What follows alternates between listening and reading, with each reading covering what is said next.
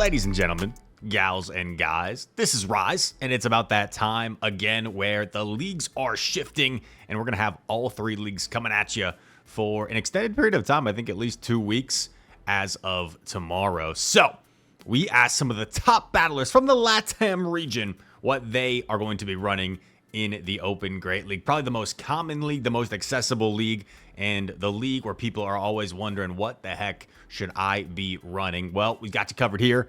Shout out to Inadequence for posting this graphic that we're going to be going over today, and I'll leave a link to his tweet as we go over. But without further ado, we're going to hop straight into business, and I'll move over here as we go over this bracket. Recommended teams by top Goiânia battlers. If I am mispronouncing that, my apologies. I looked up how to say it, and it's one of those like YouTube videos where it just like says it, and I'm just trusting it. If my pronunciation of the Brazilian city of Goiânia is incorrect, my apologies.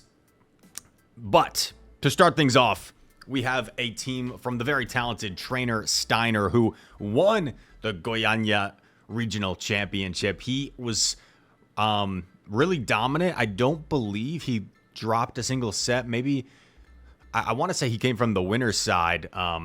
So really impressive feat from Steiner, who also qualified for Worlds last season, relatively late in the season, I want to say. But yeah, tons of amazing LATAM battlers we're going to see here. And LATAM just got announced, by the way. They got 5 special events added, so they'll have a lot more opportunities for championship points and Worlds qualifiers. So there's going to be a lot of LATAM representation, and deservedly so, at this year's World Championships in Hawaii, hopefully.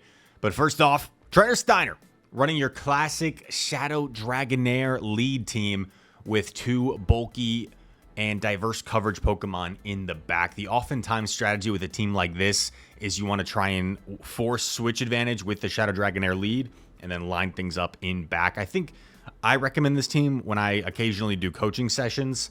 If someone like just is kind of lost and doesn't know what to do, I'll sometimes recommend like a Shadow Dragonair lead team, because the strategy is kind of simplistic, right?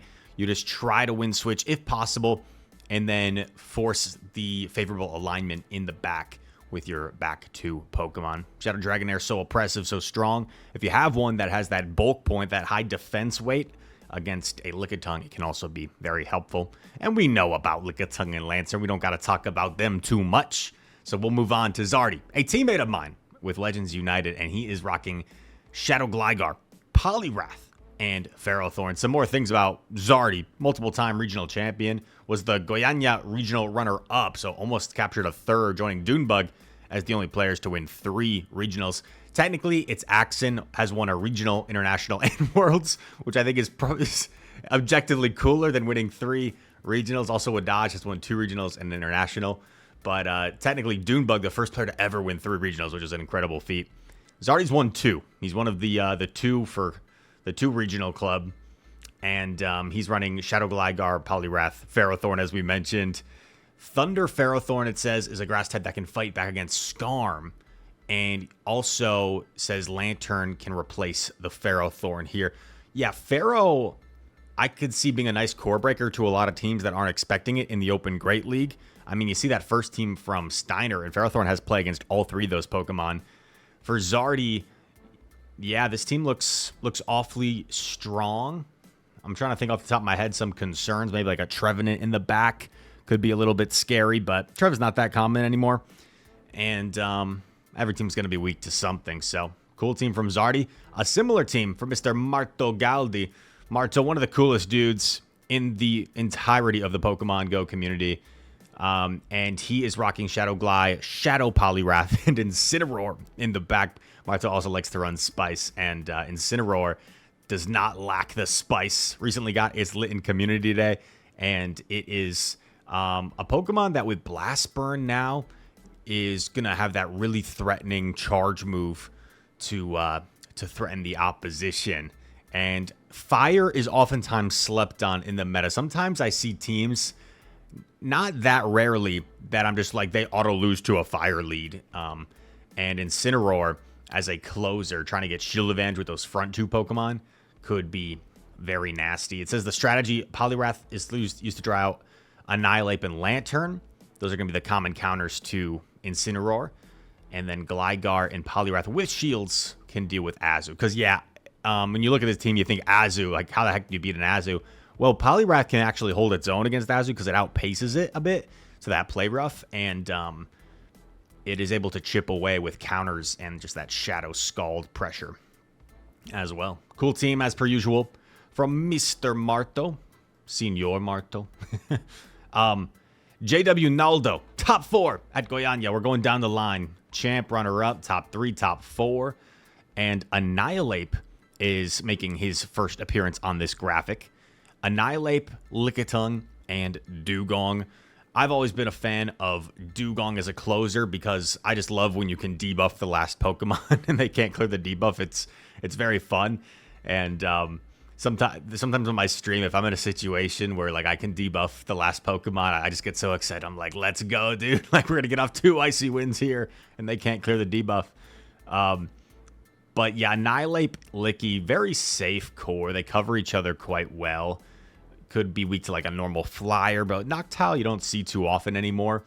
And it says it relies on Annihilate's moveset to flip difficult scenarios. So yeah, you could opt for that Night Slash to help out maybe against certain ghost types. You could run Ice Punch if you're concerned with certain flyers. But I think a Night Slash is usually a little bit more reliable just because it's quite fast to get to. So it's oftentimes a better bait move to have. Although Ice Punch, in those awkward scenarios, maybe you lead against a Dragonite and you have to dance around. It comes down to the end game and you can't quite reach the Shadow Ball. If you could get to an Ice Punch, that could be like a flipping scenario there. But usually when I run Annihilate, there's going to be at least 1-2 games in a day where I'm like, if I had Ice Punch, I would have won that. Or vice versa. If I had Night Slash, I probably would have won that. Plus Night Slash boost also will open up some win cons, obviously. Elas Ganan. Sorry, my man, if I'm mispronouncing that. If it's actually like Canon or Kanan. So my apologies there, trainer, because this man deserves some respect on his name. Top 8 at Goiânia, very impressive. And he's running Charge Bug, Shadow Feraligatr, and Hakamo'o. So cool little team. First time we're seeing Feraligatr. Actually, first time we're seeing all 3 of these Pokemon on this graphic. And I am a big fan of, honestly, all 3 of these. This team seems like Charjabug and Hakamo are more like hard counters to certain things, right? Like Charjabug is going to do really well against Azumarill, against Annihilate. Well, Annihilate can hold its own, I guess. Against Dugong, against Poliwrath, against Feraligatr.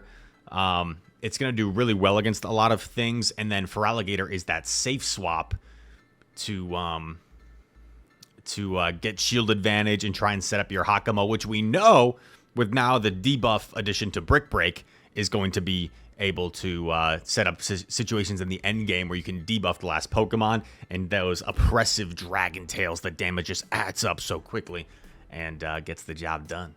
So thank you to Elas Ganan for the team recommendation there.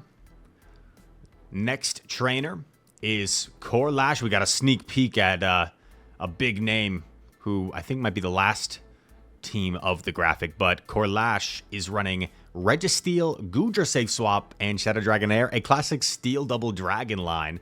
And Goodra, with that access to Power Whip, is going to be able to fight back against some of the common dragon answers, such as Azumarill is the first one that comes to mind. Having access to Power Whip and not having really much threat to the bubble damage of Azu is going to make that an uncomfortable matchup for Azu as the counter swap. Plus, Goodra's a little bit bulkier than most dragons, so it can probably eat a play rough and get it 2 Power Whips. Could be wrong about that, but I would think it's pretty close in that scenario. The thing with a team like this is a very hard ABB team, meaning you have a lead Pokemon that covers both the back Pokemon, and you kind of have to swap, right? So this is one of those teams where you have to kind of swap the Goodra.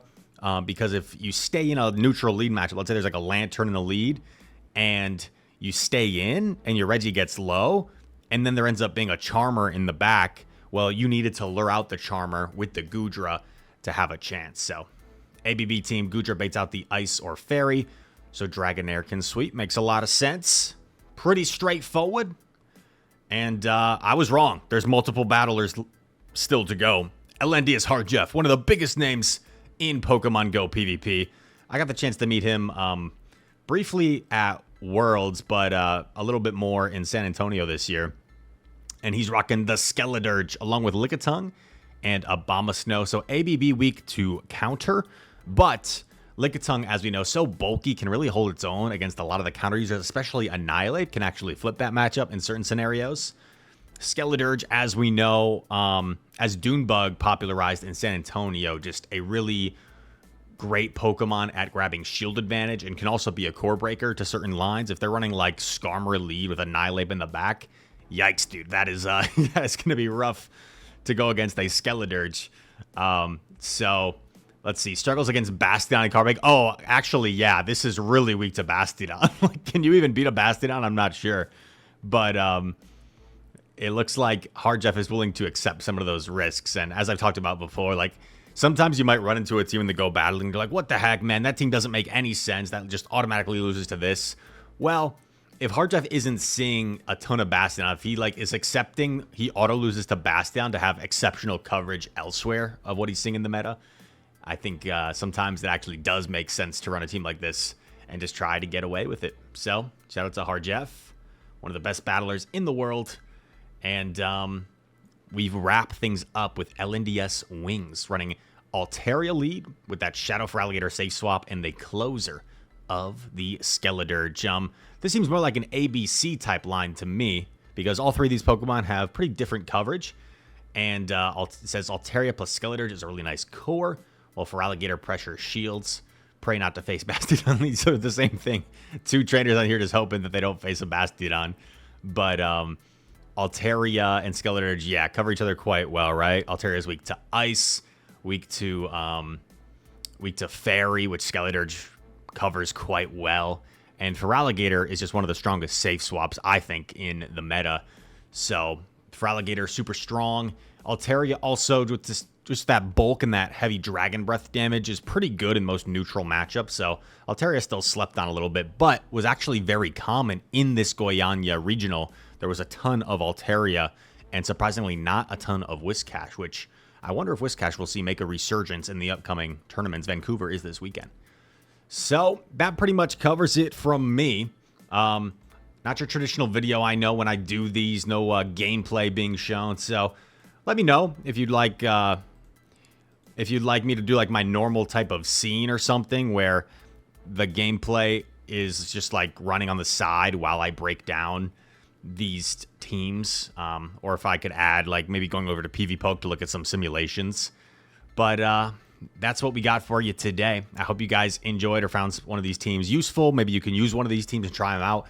Report back. Let me know if one of these teams works for you in the Great League. And all that said, thank you so much for watching. Shout out to Inadequate. I'll leave a link to his Twitter and the full graphic that he posts weekly. So make sure to go like that. Share this video if you want. And subscribe to the channel if you're new. All that said, thanks so much for watching. And I hope to see you in the next one. Peace.